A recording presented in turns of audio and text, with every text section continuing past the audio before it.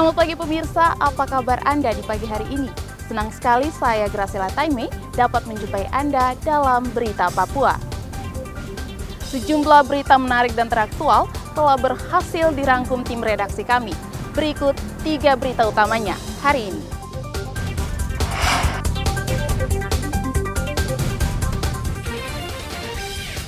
Bocah yang hilang karena perahu cepat tenggelam di perairan Kaimana ditemukan tewas. Ancaman tembak sandera tidak terbukti, polisi masih mencari keberadaan pilot Susi Air. Ribuan warga Merauke berebut bantuan pangan beras 10 kg.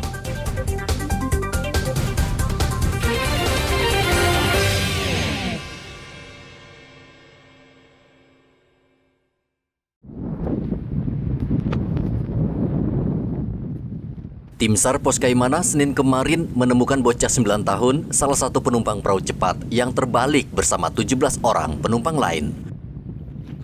Jasad korban ditemukan tidak jauh dari lokasi kapal terbalik dan langsung dievakuasi ke RSUD Kaimana, Papua Barat.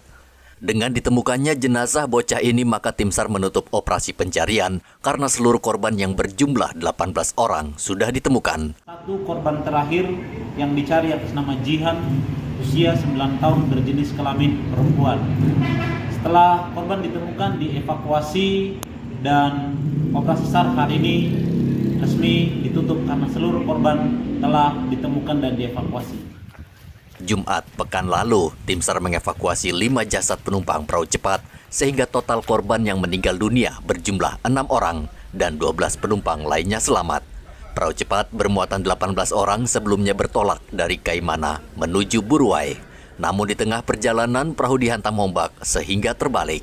Dari Kaimana, Papua Barat, Igobat Momolin melaporkan.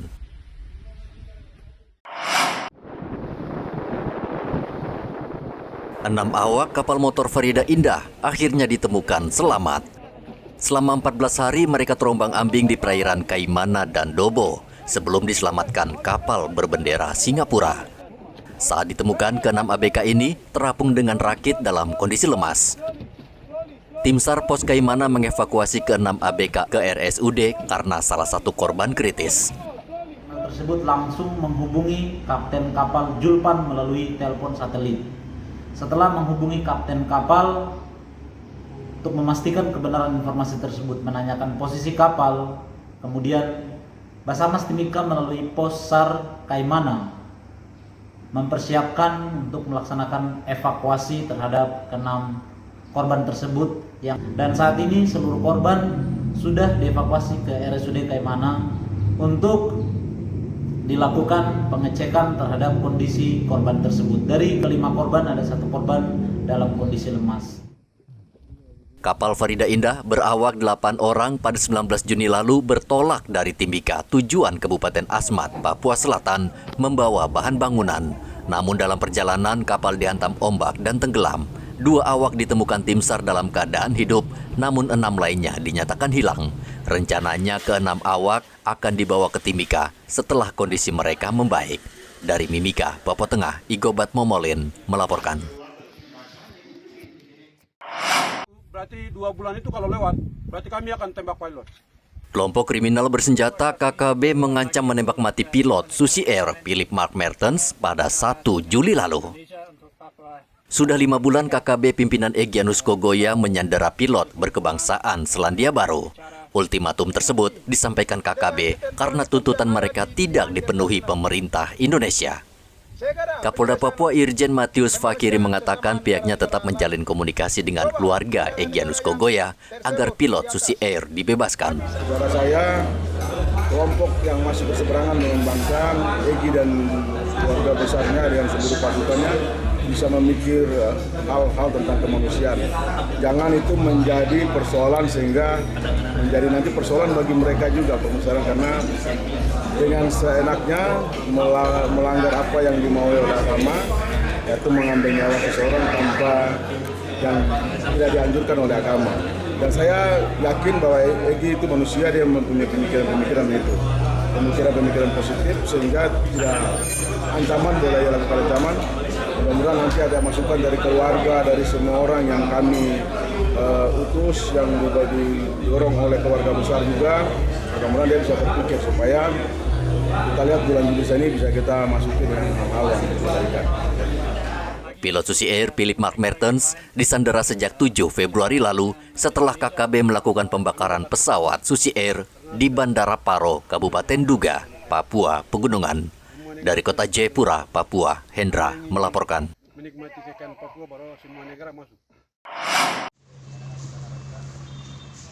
Kapolres Merauke AKBP Sandi Sultan membantah keras pernyataan penangkapan sejumlah orang yang diduga penganut paham radikal atau teroris.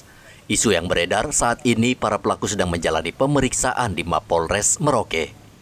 Sandi membenarkan beberapa waktu lalu ada sejumlah warga diduga berpaham radikal, namun mereka bukan berasal dari Merauke, melainkan berasal dari Makassar yang melarikan diri ke Merauke. Kemarin itu ada penangkapan di wilayah Merauke, itu pelarian dari Makassar, dan itu sendiri saja ya. Kaitan dengan adanya berkembang teror di masyarakat di Kabupaten Merauke kaitan dengan radikal, insya Allah tidak ada. Ya, saya katakan itu tidak ada.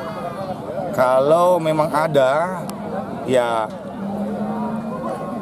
kita juga bisa menangani. Tapi terkhususnya ada teman-teman dari Densus 88, Polri, Polres Merauke, Polsek itu melayani masyarakat, bukan tugasnya.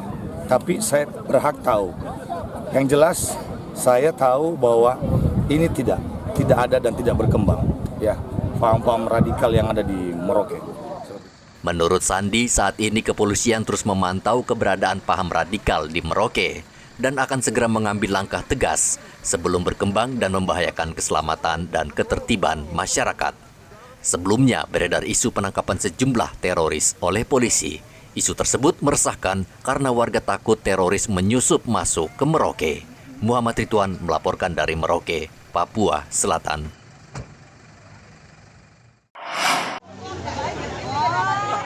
Ribuan warga Merauke Senin kemarin berebut beras bantuan pemerintah. Warga sudah antre sejak pukul 6 pagi dan pembagian beras dimulai 10 pagi, sehingga mereka baru bisa pulang membawa beras 10 kg pada sore hari. Mereka berusaha berada di kursi terdepan, bahkan di antara mereka ada lansia yang 6 jam berdiri menantikan giliran. Petugas kantor pos Merauke berulang kali mengarahkan warga agar tertib dan antre sesuai nomor urut. Ya, Bapak, dari jam berapa tadi antrinya, Bapak? Jam 6 ya? Sekarang belum dapat ya? Belum dapat ya? Tinggal di mana, Bapak? Oh gitu. Cukup lama antrinya ya? Apa tadi? Dari pagi. Dari pagi ya? Sampai sekarang belum dapat? Belum. Tinggal di mana, Bapak? Di pintu air sana. Di pintu air. Iya. Memang setiap kali antri begini memang sering terlambat begini ya? Terlambat begini, banyak orang jadi antri. Banyak antri ya? Iya. Biasanya sore baru dapat? Iya, biasa sore. Sore baru dapat ini ya? Jadi habis waktu di sini saja? Iya. Sebanyak 2.000 keluarga akan menerima beras 10 kg per keluarga. Pemerintah telah menyediakan sebanyak 200 ton beras untuk pembagian bantuan pangan tersebut. Muhammad Ridwan melaporkan dari Merauke, Papua Selatan.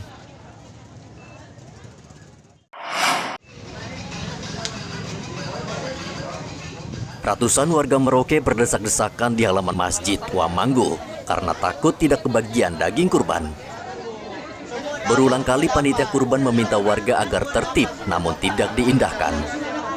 Mereka ingin secepatnya pulang membawa daging yang sudah dikemas dan dijatah untuk warga yang sudah memegang kupon. Hewan kurban yang kami potong di Masjid Mujahidin sebanyak 13 ekor sapi dan 1 ekor kambing, yang mana setelah dibuat paket di rumah potong hewan tadi, jumlah daging itu sebanyak 862 bungkus. Dan ini kami akan juga membuat paket khusus tulang. Ini estimasinya semua totalnya daging dan tulang kurang lebih 1.500 paket ya, yang kami timbang setiap kilonya.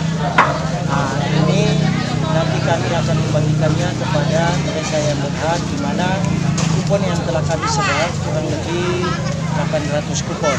800 kupon dan nanti yang tidak memiliki kupon tetap kami juga berikan karena setelah kami hitung masih banyak yang lebih. Dan untuk setelah kami pastikan mereka yang berhak sudah menerima, bahkan non-muslim pun kami berikan. Non-muslim kami berikan sebagai hadiah. Masjid Wamanggu menyembelih 13 ekor sapi dan daging kurban dibagikan kepada ratusan keluarga yang ada di distrik Merauke Kota. Muhammad Ridwan melaporkan dari Merauke, Papua Selatan.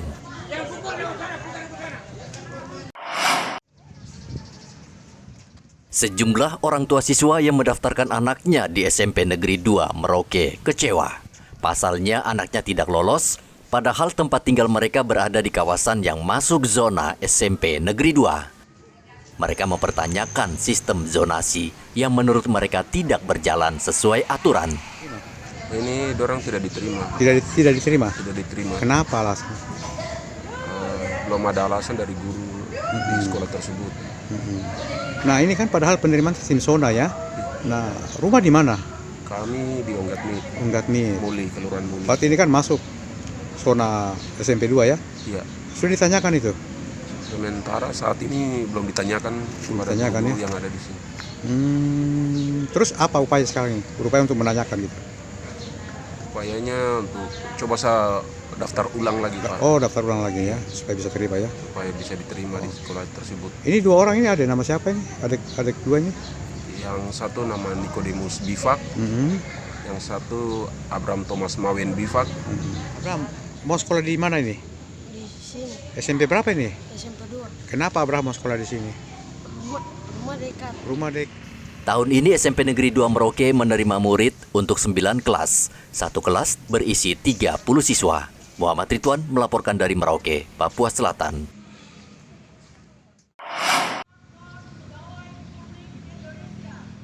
Sudah menjadi kebiasaan sehabis libur panjang, banyak ASN di Provinsi Papua Selatan mangkir masuk kerja.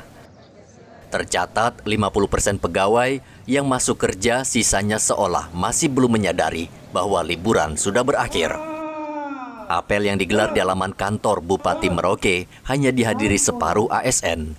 Untuk menerapkan disiplin, Pemkab Merauke akan memotong gaji pegawai yang tidak masuk dan terlambat.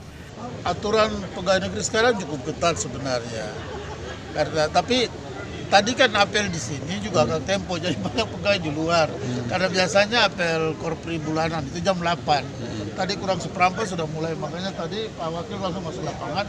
Banyak kepala dinas yang saya ketemu tadi di luar. Jadi banyak pegawai sekali di luar. Tapi mudah-mudahan ini adalah koreksi untuk kita. Kalau seperti ini berarti pimpinan OPD dalam arahan saya tadi, saya ingatkan tentang disiplin kan. Karena besok penghasilannya sudah tergantung dari absensi gitu. Terutama penghasilan tambahannya yang masuk dalam TPP. Kalau absensinya betul-betul clear and clean, tepat waktu, berarti kan pegawai juga dapat penghasilan tambahan. Kalau tidak, nanti dia sendiri yang susah. Minimal ada sanksi Pak Bupati? Kalau sanksi sudah pasti. Pasti Pak. Iya. Sanksinya salah satu misalnya berkaitan dengan penghasilan. Begitu dia tidak absen pagi, absennya sudah close, misalnya fingerprint ini, dia tidak lakukan, maka dia dinyatakan bahwa hari itu bolos. Langsung TPP terpotong sendiri. Begitu ya. Libur Idul Adha dan cuti bersama yang hampir sepekan ternyata masih belum cukup bagi sebagian pegawai pemerintah. Bupati Merauke Romanus Baraka berharap pegawai bekerja lebih rajin karena mereka merupakan pelayan masyarakat. Muhammad Ridwan melaporkan dari Merauke, Papua Selatan.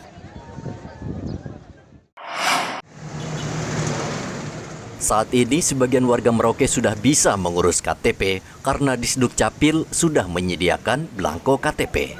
3 minggu lalu warga kecewa karena belangko KTP tidak ada alias kosong, sehingga mereka tidak bisa mengurus KTP. Saat ini Disduk Capil sudah menyediakan 4.000 lembar belangko. Kepala Disduk Capil Merauke Justina mengatakan pemerintah akan meniadakan belangko fisik dan mengalihkannya ke sistem digital. Kita punya belangko KTP itu bahkan sudah habis. Kemarin kami dapat cuma 4.000.